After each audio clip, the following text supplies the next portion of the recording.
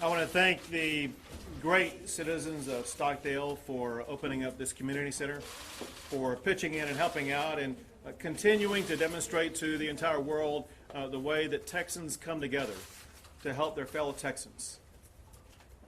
As a state, we are dealing with the largest mass shooting in our state's history. There's so many families who've lost family members. Fathers, mothers, sons, and daughters. The tragedy, of course, is worsened by the fact that it occurred in a church, a place of worship, where these people were innocently gunned down. We mourn their loss, but we support their family members. We appreciate the first responders and what they've done to help respond to this challenge. They are continuing in their efforts as they put all the pieces of a very complex puzzle together to try to provide their community all the answers they need and deserve. Unfortunately, I'm sad to tell you, to confirm, at least at this moment in time, there are 26 lives that have been lost. We don't know if that number will rise or not. All we know is that's too many. And this will be a long, suffering mourning for those in pain. We ask for God's comfort, for God's guidance, and for God's healing for all those who are suffering. As governor, I ask for every mom and dad at home tonight that you put your arm around your kid and give your kid a big hug and let them know how much you love them, knowing that we support each other. Tell your friend and your neighbor that you support them and that you will work with them. I'm very proud of the way that we have so many people working together to respond to this. Already, in talking to the emergency team in Texas, reported that the Emergency Medical Task Force from San Antonio was deployed to help respond to the magnitude of this tragedy. San Antonio area hospitals and trauma centers have coordinated with regard to patient movement and patient care. The Red Cross has set up Family Assistance Center to help all families affected by this. One thing that is very important for everybody affected by this, whether you're a family member or non-family member, is that you avail yourself of counseling resources that will be made readily available in abundance. Now, we have so many people who have helped respond in coordinated fashion already. I want to express my gratitude to the President who called from overseas, my gratitude to Senators Cornyn and Cruz, with whom I've already spoken, as well as members of the Texas Legislature.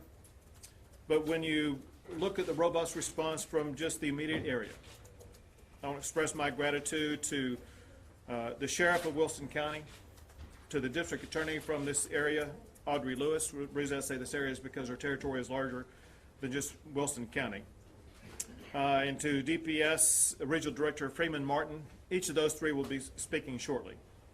But also to the mayor of the area where we are located right now, the mayor of Stockdale, to the Department of Homeland Security, to the ATF, the FBI, the Bexar County Sheriff's Office, the Guadalupe County Sheriff's Office, the Wilson County Sheriff's Office, the Livonia Police Department, the Stockdale City Marshal's Office, and the Seguin Police Department.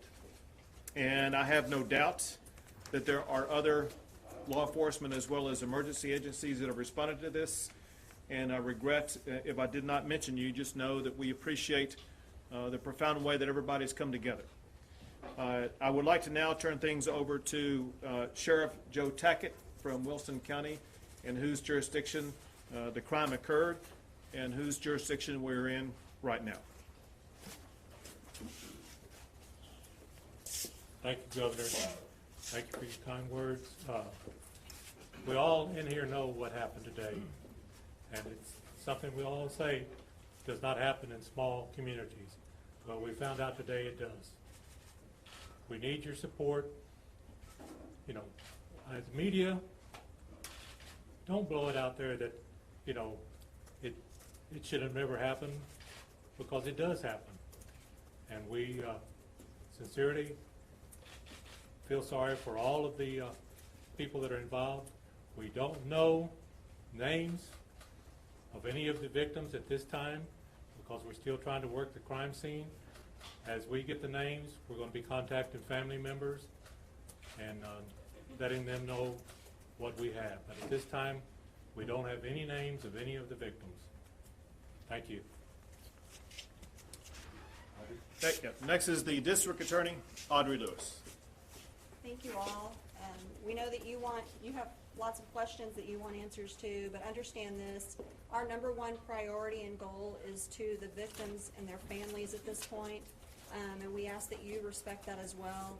We want to make sure to notify victims' families before media gets a hold of that information. It is critical to those families that if we have bad news to bear, they need to hear it before it's announced on the media, and we're going to try to work to ensure that that occurs. We have lots of law enforcement who are all working very well together with federal and local and state agencies, and we highly commend the professionalism that's occurring. But because we have to make sure that that crime scene is handled appropriately, it takes time. And unfortunately, that leaves a lot of victims' families wanting answers that we don't really have for them at this very moment. We will be updating them as soon as we have information and providing that information so that they have the answers they need to deal with either the loss or go to their loved ones who may be in the hospital. We appreciate the work of all law enforcement, and we appreciate you guys. We know that you're trying to get out information.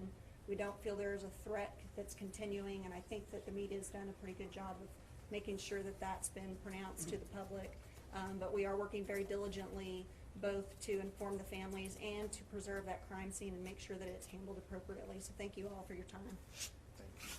And next is DPS Regional Director Freeman Martin. Everybody here wants facts, wants information about what's going on, and we'd love to provide you more.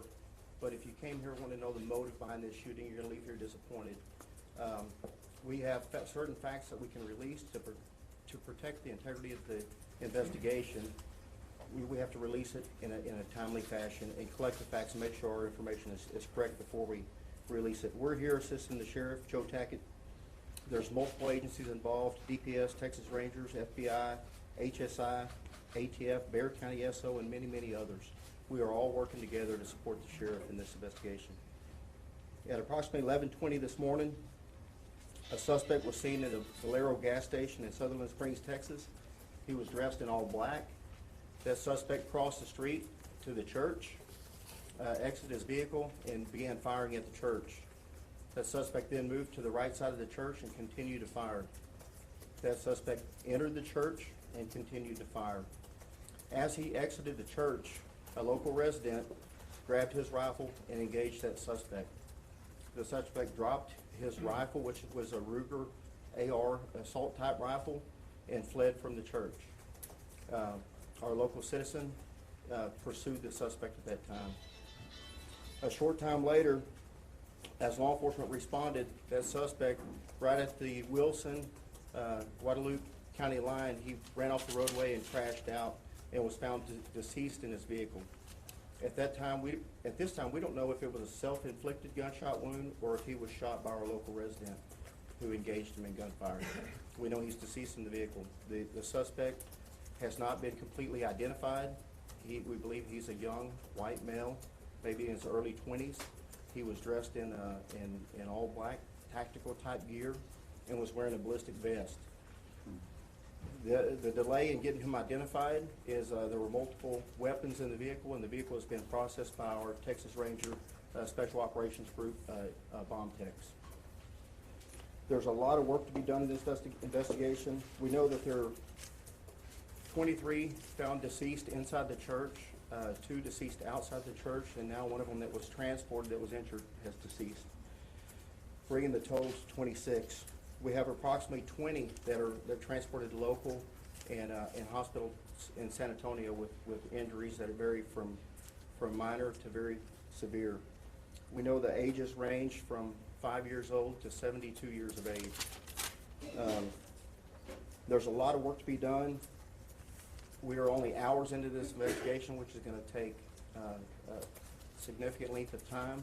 We will continue to provide information as it becomes available. We know you're going to have a lot of questions. There are many that we cannot answer. We continue to process crime scenes. We have multiple crime scenes. We have the church. We have outside the church. We have where the suspect vehicle was located. We have following up on the suspect and where he's from, his residence. We have many people to interview. We have Texas Rangers at all the hospitals locating those and interviewing those who were injured. So not a lot of information to give at this time, but the state of Texas, we have every resource that we have available. Texas Rangers, Special Operations, Texas Highway Patrol, Crime Scene Labs, Victim Services, the Texas Division of Emergency Management. Every resource we have available is working. And at the end of this investigation, we'll be able to answer any reasonable question as to what happened. Was the neighbor injured? The one that engaged gunfire? No, he was not. With that, Great. Well, thank you all, and thanks once again to law enforcement at all levels, from the local level to the state level to the federal level. The collaborative working relationship is one that will ensure a swift and certain evaluation of exactly what happened, and we will provide that explanation as quickly as possible. We will be leaving here and going to meet with some of the family members of those affected as soon as we finish up, but we'll take a few questions. How many were in the church and how many escaped death or being wounded? Anybody knows that? we don't have those numbers. There were people in the church that escaped that were not injured, but we don't have all that information. Was Mass, I'm sorry. was Mass being held at the time? Yes. Was the suspected shooter a part of any sort of known militia group? Is that being investigated? That Not at this time. that is being investigated, but we can't say one way or the other. What about him was suspicious to begin with, or what initiated the original call? Those are the types of things that are under intense investigation right now, and hopefully we will learn about them in the next 24 hours. The revised total of victims, that does not include the shooter, correct? Correct. Can you tell us anything about a possible raid at the suspect's home? All those types of things will be pieces of information that will be coming out shortly. Were any victims outside the church? Yes. Did you know anything about any social media postings that he might have hinted that he would have done this? All of those types of things are being looked into as we speak. We take one more question. When are you Do going you to know if release the it? shooter's family was, Say it do you again. know if the shooter's family was in attendance at the church at the time or had any connection? Unaware of that. When we release his name, As soon as possible. was he known to the community or was he an outsider? We will confirm that when we learn it. How can people help? Yeah, as I think you're realizing, there's a lot of information. We want to piece the puzzle together before we provide you any misinformation, and we want to make sure that we meet with the family members who are affected by this before we release information publicly. We hope to get this information to you as soon as possible. Thank you all very much.